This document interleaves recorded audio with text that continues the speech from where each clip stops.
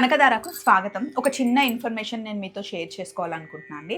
అదేంటి అంటే ఇప్పుడు మనం ఇంట్లో రెగ్యులర్‌గా వ్రతాలు చేసుకున్నా, ఇంట్లో రోజు నిత్య పూజ చేసుకున్నా, పూజ అయిపోయిన తర్వాత టెంకాయ కొట్టినా, లేకపోతే పూజ అయిన తర్వాత కొంచెం ఆ ఫ్లవర్సో, లేకపోతే అక్షింతలో ఏవో ఒకటి పడుతూ ఉంటాయి గదా! చాలామంది పూజ అయిపోయిన తర్వాత ఇలా కొబ్బరికాయ పీచు అవన్నీ ఉంటాయి కదా, అలా వదిలేసి వెళ్ళిపోతూ ఉంటారు.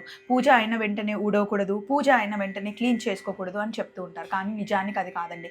పూజ గది ఎప్పుడు క్లీన్‌గా ఉండాలి. మనం పూజ చేసుకున్న తర్వాత మంచి క్లాత్‌తో నీట్‌గా శుభ్రంగా దేవుళ్ళకి చాలా నీట్‌గా ఉంచాలి. మనం ఇల్లుని ఎంత నీట్‌గా ఉంచుకుంటాం, మన ఇంట్లో మన పనులు అయిపోయిన తర్వాత కిచెన్‌ని నీట్‌గా ఉంచుకుంటాం. బయటైనా సరే ఫుడ్ తిన్న తర్వాత అయినా నీట్ చేసుకుంటాం కదా!